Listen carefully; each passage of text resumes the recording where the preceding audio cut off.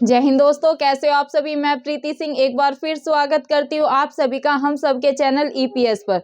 दोस्तों कंटिन्यू करते हैं जीएस सेकंड की 35 नंबर की क्लास। इससे पहले दोस्तों ऑलरेडी मैं 34 लेक्चर कवर करा चुकी हूँ, जिसमें मैंने बहुत सारे टॉपिक आपको ऑलरेडी कवर करा दिए हैं। मैंने दोस्तों वहाँ पर भारत का जो संविधान का हिस्टोरिकल बैकग्राउंड है वहाँ से लेके मतलब रेगुलेटिंग एक्ट 7073 से लेके पूरा कवर कराया। फिर मैंने प्रस्तावना, मौलिक अधिकार, डीपीएसपी, राष्ट्रपति, उपराष्ट्रपति, बहुत सारे टॉपिक दोस्तों ऑलरेडी मैं कवर करा चुकी हूँ। तो जो भी दोस्त मेरे साथ नए जुड़े हैं उन्हें नहीं पता है, अगर मैं आज जैसे आपको पंचायती राज शुरू कराने जा रही हूँ तो वो सोचेंगे कि मैम की ये फर्स्ट क्लास है। तो दोस्तों इसीलिए मैं थोड़ा ब्रीफ इंट्रोडक्शन अपनी क्लास में स्टार्टिंग में देती हूँ, क्योंकि बहुत सारे बच्चों की कमेंट्स होती है, उन्हें मेरे चैनल का नाम तक नहीं पता है। तो अगर उन्हें नाम नहीं पता है तो वो मेरी क्लासेस कैसे देखेंगे। तो दोस्तों मेरे चैनल का नाम है ईपीएस बाय प्रीति सिंह सॉरी दोस्तों, ईपीएस बाय प्रीति सिंह आप सर्च करेंगे तो आपको वहां पर जैसे होम आता है, सेकंड पे वीडियोस आएगा, थर्ड पे जैसे कम्युनिटी आता है, फोर्थ पे दोस्तों आपको मिलेगा, फोर्थ या 5 पे प्लेलिस्ट ऊपर लिखा हुआ मिलेगा। तो आपको वहां पर जाना है। वहां पर आपको दोस्तों 34 लेक्चर आपको जीएस सेकंड जो कि है अपनी भारतीय राज व्यवस्था के मिलेंगे, और दोस्तों 43 लेक्चर दोस्तों मिलेंगे करंट अफेयर के। किसके दोस्तों?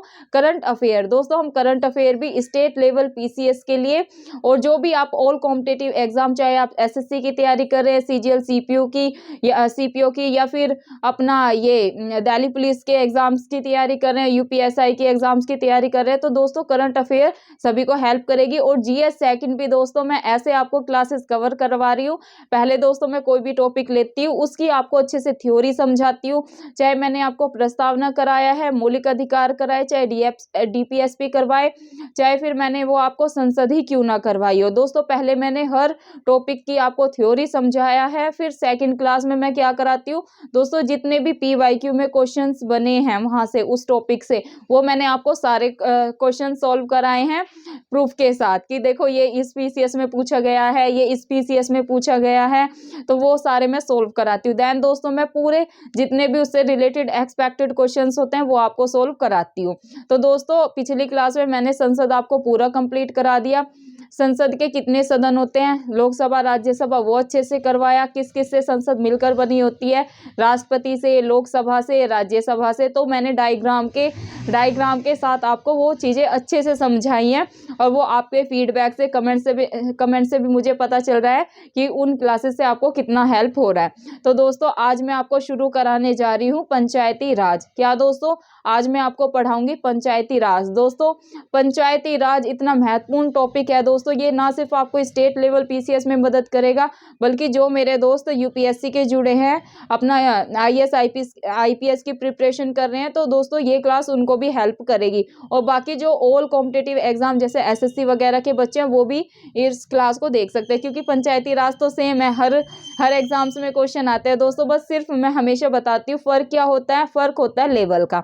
अब आपको पता है यूपीएससी वर्ल्ड की टफेस्ट एग्जामिनेशन है, तो दोस्तों वहां पर पंचायती राज से क्वेश्चन आते हैं, लेकिन स्टेटमेंट काफी लॉन्ग होती हैं। जैसे क्वेश्चन दे दिया, उसकी 7 से 8 स्टेटमेंट आपको देखने को मिलती है कि भाई पंचायती राज कौन से भाग में है, कौन से संविधान संशोधन के तहत लाया गया, तो ऐसे करके और भी उसके बारे में स्टेटमेंट दे देंगे। मतलब 7 से 8 स्टेटमेंट भी दोस्तों यूपीएससी में देखने को मिलती है क्वेश्चंस की। लेकिन दोस्तों जैसे हम अगर स्टेट लेवल्स के एग्जाम्स की बात करें तो वहां पर आपको फैक्चुअल चीजें ज्यादा देखने को मिलती है, मतलब कि डायरेक्ट आपसे क्वेश्चन पूछ लेंगे।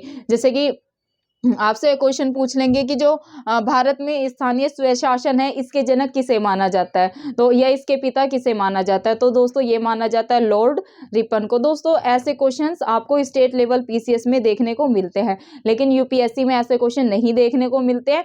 उसमें पंचायती राज से आते हैं, लेकिन काफी स्टेटमेंट दे देते हैं, और उसमें फिर ऑप्शन होते हैं कि ए बी सी सही है, बी में दे देंगे सी डी ई सही है, सी ऑप्शन दे देंगे A B C D E सही है। तो दोस्तों अगर आपको सारी स्टेटमेंट के बारे में अच्छे से पता है तभी आप यूपीएससी के एग्ज़ाम को क्रैक कर पाते हैं। उसके टॉपिक के बारे में आपको एकदम डीपली नॉलेज होनी चाहिए। इसलिए दोस्तों यूपीएससी कैसा खेल है, यूपीएससी है दोस्तों कॉन्सेप्ट के साथ आपकी जो फैक्चुअल जानकारी है वो भी आपको होनी चाहिए, और कॉन्सेप्ट तो एकदम अच्छे से क्लियर आपके होने ही होने चाहिए, तभी आप यूपीएससी क्रैक कर पाएंगे। और दोस्तों अगर हम स्टेट लेवल की पीसीएस की बात करें तो दोस्तों वहाँ पर चीज़ें फैक्चुअल होती है, जैसे कि अभी मैं आपको कराने जा रही हूँ। तो दोस्तों शुरू करते हैं आज की अपनी पंचायती राज की क्लास। दोस्तों पहले ही दोस्तों मैं बता दूं कि अगर पहले ही आएगा आपसे भारत में स्थानीय स्वशासन के पिता किसे कहा जाता है, तो दोस्तों ये कहा जाता है लॉर्ड रिपन को। अगर आ जाए क्वेश्चन कि भारत में स्थानीय स्वशासन के जनक किसे कहा जाता है या किन्हें कहा जाता है, 3-4 आपको ऑप्शन में दिए हैं, तो आपको क्या लगाना है, आपको लगाना है लॉर्ड रिपन। क्या दोस्तों, लॉर्ड रिपन। अब दोस्तों स्थानीय स्वशासन का जो वर्णन है वो संविधान के किस भाग में है, आपको बता दूं दोस्तों संविधान में कितने भाग है। दोस्तों संविधान में भाग है 25, पहले 22 थे, जो मूल संविधान था ना उसमें भाग थे 22, लेकिन अभी बढ़कर कितने हो गए हैं, अगर वर्तमान में पूछे तो दोस्तों 25 भाग है और 400 से ज्यादा अनुच्छेद हो गए हैं और 12 अनुसूचियां, ये आपको ध्यान में रखना है। अगर वर्तमान में दोस्तों वर्तमान में आ जाए, वर्तमान में पूछे तो आपको क्या लगाना है, 25 भाग 400 से ज्यादा क्या है दोस्तों, 400 से ज्यादा हो गए हैं अनुच्छेद भारतीय संविधान में, और दोस्तों 12 है अनुसूचियां। कितनी दोस्तों, 12 है अनुसूचियां, ये आपको ध्यान में रखना है। कितनी है दोस्तों, 12 अनुसूचियां। वर्तमान में भारतीय संविधान में कितने भाग है, अगर भाग पूछ ले तो पहले 22 थे मूल संविधान में, लेकिन दोस्तों अभी संख्या बढ़ाकर 25 हो गई है, तो आपको 25 ही लगाना है। 25 भाग, 12 अनुसूचियां और 400, वैसे तो 400 से काफी ज्यादा हो गया, लेकिन अगर ऑप्शन में ऐसे आए ना कि भाई 400 से ज्यादा अनुच्छेद, तो आपको 400 से ज्यादा ही लगाना है। मूल संविधान में क्या था, 395 अनुच्छेद थे, ऐसे था, 22 भाग थे, 8 अनुसूचियां थी और अपना कितना अपने 395 अनुच्छेद थे। लेकिन अभी क्या हो गया, भाग दोस्तों हो गए हैं 25, अनुसूचियां हो गई हैं 12, और दोस्तों अपने ये क्या नाम है, अनुच्छेद हो गए हैं 400 से ज्यादा, तो ये आपको ध्यान में रखना है। अब दोस्तों बात करें कि भाई स्थानीय स्वशासन कौन से भाग में है, तो दोस्तों आपको लगाना है जो स्थानीय स्वशासन है ये भाग 9 में है। कितने भाग में, भाग 9 में है, ये आपको ध्यान में रखना है। अब दोस्तों ये तो हो गई बात भाग की। अब दोस्तों बात कर लेते हैं अनुच्छेद की। भाई जो स्थानीय स्वशासन है ये कौन से अनुच्छेद से लेकर कौन से अनुच्छेद तक स्थानीय स्वशासन का वर्णन है, तो आपको ध्यान में रखना है अनुच्छेद 243 से लेके दोस्तों 243 न तक। कितना दोस्तों, 243 से लेके 243 ना तक आपको ध्यान में रखना है। नेक्स्ट दोस्तों क्या है, 73वां संविधान संशोधन, बहुत ही ज्यादा दोस्तों महत्वपूर्ण है। 73वां संविधान संशोधन कब हुआ था, एक तो यही ध्यान में रखना है, 73वां संविधान संशोधन 1992 मतलब कि 1992 द्वारा पंचायती राज संस्थाओं को संवैधानिक दर्जा प्राप्त किया गया। क्या दोस्तों, अगर आ जाए कि पंचायती राज संस्थाओं को संवैधानिक दर्जा कब प्राप्त किया गया था, तो आपको क्या लगाना है, आपको लगाना है दोस्तों 73वें संविधान संशोधन 1992 के द्वारा। क्या दोस्तों, अगर आ जाए कि भाई पंचायती राज संस्थाओं को संवैधानिक दर्जा कब प्रदान किया गया, तो आपको क्या लगाना है, 73वां संविधान संशोधन 1992 मतलब कि 1992 के द्वारा, ये आपको ध्यान में रखना है।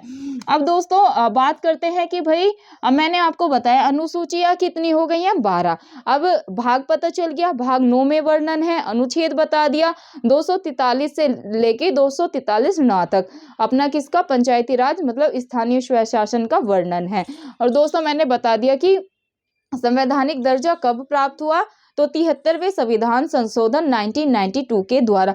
अब दोस्तों ये भी जान लेते हैं कि भाई कौन सी अनुसूची में पंचायती राज का वर्णन है, तो दोस्तों 11वीं 11वीं अनुसूची में पंचायती राज का वर्णन है। 11वीं में आपको ये ध्यान में रखना है। अब दोस्तों एक क्वेश्चन ऐसे और बनता है कि 11वीं अनुसूची में कुल विषय कितने हैं। दोस्तों यहाँ से डायरेक्ट यूपी पीसीएस में क्वेश्चन पूछा गया था कि 11वीं अनुसूची में कितने विषय दिए गए हैं या कितने विषय होते हैं। 29 दिया था, 28 दिया था, 27 दिया था, ऐसे करके दोस्तों आपको ऑप्शन में देंगे। तो दोस्तों आपको अगर पूछ ले कि 11वीं अनुसूची में कुल विषय कितने होते हैं तो आपको ध्यान में रखना है दोस्तों 29 विषय होते हैं। ये आपको ध्यान में रखना है। कितने विषय हैं या ऐसे आ जाए कि 11वीं अनुसूची में कितने विषय हैं, तो 29 दे दें, 28 दे दें, 25 दे दें, तो आपको क्या लगाना है, आपको लगाना है दोस्तों 29 मतलब कि 29।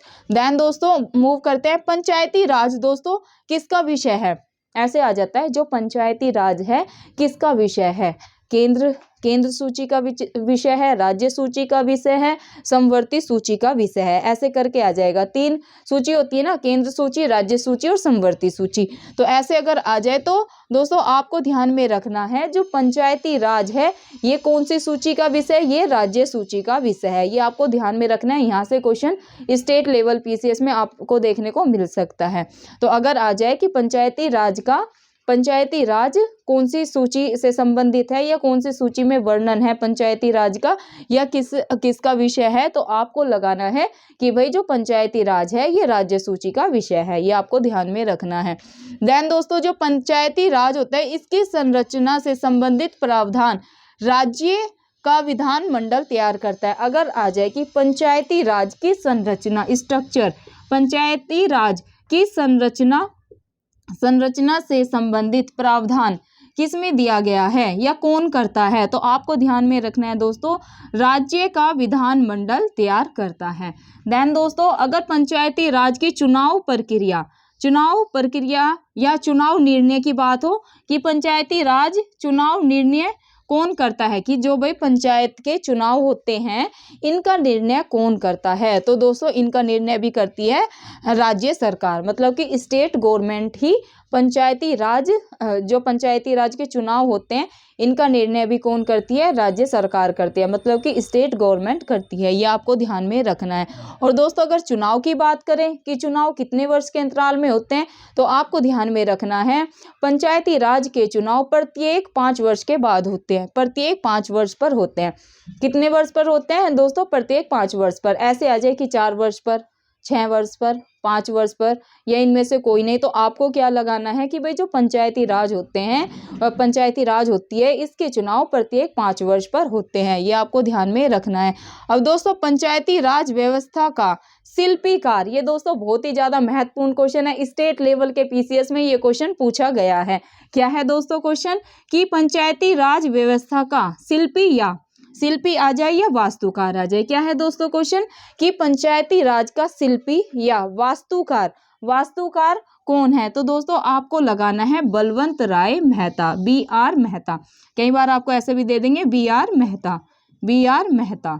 तो आपको ध्यान में रखना है कि पंचायती राज व्यवस्था का शिल्पी या वास्तुकार कौन है, तो आपको लगाना है बलवंत राय मेहता। कौन, बलवंत राय मेहता। अब दोस्तों बलवंत राय मेहता ने ग्रामीण क्षेत्रों में त्रिस्तरीय पंचायती प्रणाली का सुझाव दिया था। किसने, अगर ऐसे आ जाए कि किसने ग्रामीण क्षेत्रों के लिए त्रिस्तरीय पंचायत प्रणाली का सुझाव दिया, तो दोस्तों ये दिया था बलवंत राय मेहता ने। अब ये त्रिस्तरीय प्रणाली क्या है मैं वो आपको समझाने जा रही हूँ। दोस्तों त्रिस्तरीय प्रणाली है इनकी ग्राम स्तर, ब्लॉक स्तर और जिला स्तर। अब दोस्तों ये क्वेश्चन ऐसे आता है कि बलवंत राय मेहता ने कितने प्रकार के ग्रामीण क्षेत्रों के लिए प्रणाली की बात की, तो आपको लगाना है त्रिस्तरीय, 3 स्तर। और ऐसे आ जाए अशोक मेहता ने कितनी स्तरीय पंचायती राज व्यवस्था की बात की, तो उन्होंने 2 की थी। अब बलवंत राय मेहता ने त्रिस्तरीय प्रणाली की बात की या सुझाव दिया, ये आप कैसे ध्यान में रखेंगे लॉन्ग टर्म तक। दोस्तों मैं आपको हमेशा कहती हूँ जो भी चीजें आपको ट्रिक से याद हो जाती है ट्रिक से याद कर ले, कि बहुत से ऐसे स्टूडेंट होते हैं जिन्हें रटके याद हो जाती है, तो वो रटके कर ले। कोई रटना भी बुरी बात नहीं है, हर तरह के बच्चे होते हैं भाई, किसी को रटके याद हो जाता है, कोई समझ के कर लेता है, किसी को भाई वो समझ के ही करेगा, उससे रटा जाएगा ही नहीं। वो चाहे उसको 1 घंटा लग जाए एक टॉपिक में, अगर वो पंचायती राज कर रहा है ना, चाहे उसे 2-3 घंटे इन्वेस्ट करने हो, वो उसे समझेगा पूरी तरीके से कि भाई कहाँ पर पहले शुरू हुई, किसने मतलब स्टार्ट की, किसने सुझाव दिया, तो वो अच्छे से समझेगा, तो उसको वैसे याद हो जाएगी। लेकिन कुछ बच्चे ऐसे कि भाई हमें तो क्वेश्चन तैयार करने पे क्वेश्चन देखेंगे और वो टॉपिक को पढ़ेंगे तो वो रट लेते हैं। कुछ बच्चे ऐसे होते हैं ट्रिक से याद कर लेते हैं। तो देखो जिसको जैसे याद हो रहा है वो वैसे याद कर ले। अल्टीमेटली दोस्तों अपना गोल क्या है? अपना गोल है दोस्तों एग्जाम को क्रैक करना। चाहे आप साम दाम दंड भेद जो भी रणनीति अपनानी है, जो भी जैसे जिसको सही लगे वैसे अपनाओ। आपको क्या, आपको करना है एग्जाम पास। तो जिसको जैसे याद होता है वो वैसे कर ले। ट्रिक से भी देखो, मैं भी कई चीजें आपको ट्रिक से याद करवा देती हूँ। जैसे जिम्बैक्स करंट अफेयर में मैंने जिम्बैक्स संयुक्त सैन्य अभ्यास करवाया था कि भाई भारत का किसके साथ है। तो जा से ही भाई जापान स्टार्ट होता है, जा से ही जिम्बैक्स, तो मैंने बोल दिया भाई ऐसे याद कर लो, जा से जिम्बैक्स और जा से जापान, तो आपको याद रहेगा कि जिम्बैक्स आया तो भाई भारत का जापान के साथ है। तो ऐसे हमने ट्रिक से याद कर लिया था। तो अब यहाँ पर भी मैं आपको वैसे ही बताने जा रही हूँ। अगर आ जाए कि बलवंत राय मेहता ने पंचायत प्रणाली मतलब कौन सी पंचायत प्रणाली का सुझाव दिया था, द्विस्तरीय त्रिस्तरीय, तो आपको ध्यान में रखना है त्रिस्तरीय। अब आप ऐसे ध्यान रखें, B.R. मेहता, जो दोस्तों इनका नाम है ये 3 वर्ड से बना है। B.R. मेहता, क्या B.R. मेहता 3 है ना, देखो B.R. मतलब बलवंत राय मेहता, 3 हो गए ना। तो आप ऐसे ध्यान रखो भाई, त्रिस्तरीय त्रिस्तरीय पंचायती राज का सुझाव इन्होंने दिया था। तो अब आप हमेशा याद रखोगे कि भाई B.R. Mehta, B.R. Mehta 3 word आते हैं इनके शब्द में, तो 3 से ही 3 तरह की इन्होंने त्रिस्तरीय पंचायती प्रणाली का सुझाव दिया था। और अगर आ जाए अशोक मेहता, अशोक मेहता देखो इनका 2 में डिवाइड है ना, अशोक मेहता, तो दोस्तों इन्होंने द्विस्तरीय पंचायती राज की बात की थी। 1 2 से मिलकर बनाया ना इनका नाम, तो आ जाए अशोक मेहता का, तो आपको लगाना है 2 स्तरीय पंचायती राज प्रणाली की इन्होंने बात की थी या सुझाव दिया था। दोस्तों अब और जानकारी जानते हैं पंचायती राज के बारे में। अगर पंचायती राज के दोस्तों उद्घाटन की बात करें कि पंचायती राज का सर्वप्रथम उद्घाटन किसने किया, तो दोस्तों आपको ध्यान में रखना है उद्घाटन किया था पंडित जवाहरलाल नेहरू ने। किसने दोस्तों? पंडित जवाहरलाल नेहरू ने, ये आपको ध्यान में रखना है। अब दोस्तों कब किया ये आपको ध्यान में रखना है कि जो पंचायती राज व्यवस्था है या पंचायती राज प्रणाली है, इसका उद्घाटन तो हमें पता चल गया कि भाई पंडित जवाहरलाल नेहरू ने किया, लेकिन कब किया दोस्तों? तो ये आपको डेट याद रखनी है, 2 अक्टूबर 1959 में किया था, 2 अक्टूबर 1959 में किया। और दोस्तों कहां पर किया, ये कहां पर किया, यहाँ से दोस्तों स्टेट लेवल पीसीएस में ऑलरेडी क्वेश्चन पूछा जा चुका है। और मैं आपको जब ये पंचायती राज खत्म करा दूंगी और PYQ सोल्व करवाऊंगी, तब आपको एकदम प्रूफ के साथ दिखाऊंगी कि भाई यहाँ देखो स्टेट लेवल पीसीएस में क्वेश्चन बना था। तो दोस्तों कहाँ से क्वेश्चन बनता है कि, और डेट से भी पूछ लेते हैं कि कब शुरुआत हुई या कब उद्घाटन किया था। तो आपको ध्यान में रखना है पंडित जवाहरलाल नेहरू ने किया था, 2 अक्टूबर 1959 में किया था। कहां पर आ जाए तो आपको ध्यान में रखना है दोस्तों, राजस्थान के नागौर जिले में। कहां पर दोस्तों? आई होप यहाँ पर आपको दिख रहा होगा, यहाँ समझा दूं, राजस्थान बताना है मुझे आपको। राजस्थान के नागौर जिले में पंचायती राज जो व्यवस्था है दोस्तों, पंचायती राज का उद्घाटन पंडित जवाहरलाल नेहरू ने कब किया? 2 अक्टूबर 1959 में किया। कहाँ किया वो मैं आपको समझाने जा रही हूँ दोस्तों। ये किया था, ये है अपना राजस्थान के नागौर जिले में, ये आपको ध्यान में रखना है। राजस्थान के नागौर जिले में इसका उद्घाटन किया था। कब किया था ये मैंने आपको बता दिया, डेट से आ जाए तो 2 अक्टूबर 1959। मूव करते हैं दोस्तों नेक्स्ट पे। दोस्तों अगर ये आ जाए कि पंचायती राज प्रणाली या पंचायती राज का सदस्य बनने के लिए न्यूनतम आयु कितनी होती है, तो दोस्तों ये होती है 21 वर्ष। ठीक है, ये आपको ध्यान में रखना है। क्या आ जाए? पंचायती राज का सदस्य, पंचायत का सदस्य बनने के लिए, मतलब पंचायत जो होती है अगर हमें उसका सदस्य बनना है तो हमारी न्यूनतम आयु, हमारी न्यूनतम एज कितनी होनी चाहिए? तो आपको लगाना है 21 वर्ष। ऐसे आएगा ऑप्शन में 21 वर्ष होनी चाहिए, 25 वर्ष होनी चाहिए, 20 वर्ष होनी चाहिए या 35 वर्ष। तो आपको क्या लगाना है? आपको दोस्तों लगाना है 21 वर्ष होनी चाहिए। तो दोस्तों ये थी पंचायती राज की क्लास, ये अभी कंप्लीट नहीं हुई है।